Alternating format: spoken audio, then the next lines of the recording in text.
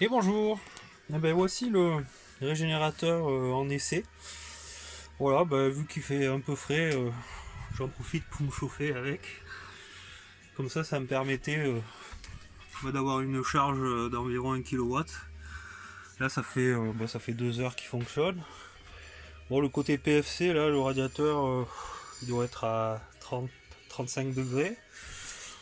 L'autre côté, 20 degrés peut-être. Voilà, il chauffe, ça chauffe vraiment très peu. Bon, là, la carte driver de l'onduleur est montée comme ça vite fait parce que il manque encore le deuxième transfo, hein, que je viens de commander aujourd'hui.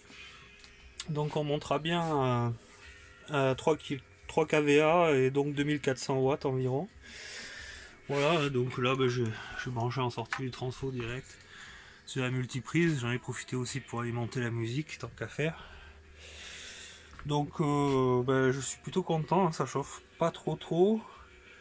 Le transfo il doit être à 30-35 degrés à peu près maxi. Donc là voilà, c'est monté sur un faux châssis avec des petits amortisseurs en caoutchouc par rapport aux vibrations. Donc sur une plaque assez épaisse. Là il y a deux DC bloqueurs pour les toriques parce que bon il vaut mieux y penser pour éviter le bruit. Voilà, ça c'est la carte de sécurité en fait des modules PFC. Si jamais il y a un problème, en fait ça coupe tout simplement les 400 volts continus et ça se met en sécurité. Et il faut redémarrer l'appareil pour que ça s'en aille si c'est pas un gros problème. Et donc là, comme vous voyez, j'ai branché les IGBT là qu'on voit ici, les petits cubes noirs. Hein.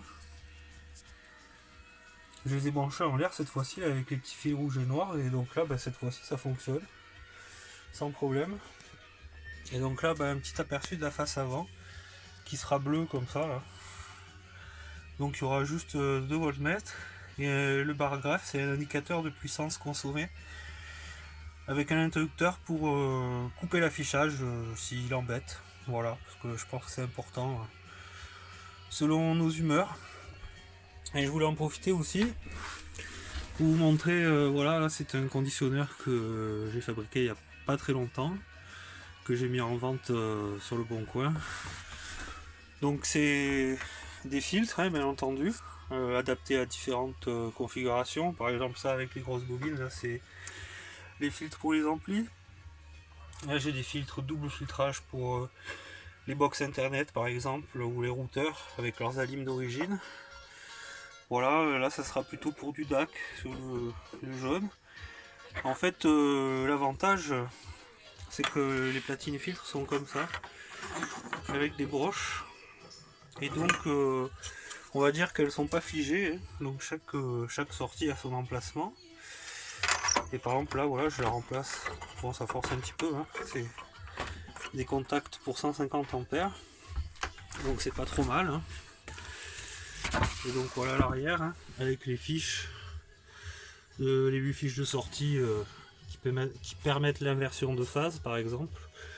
Voilà, une IEC en entrée, avec ma petite marque. Voilà, donc avec un joli petit câblage que je me suis un peu embêté à faire, mais c'est plutôt sympa comme ça.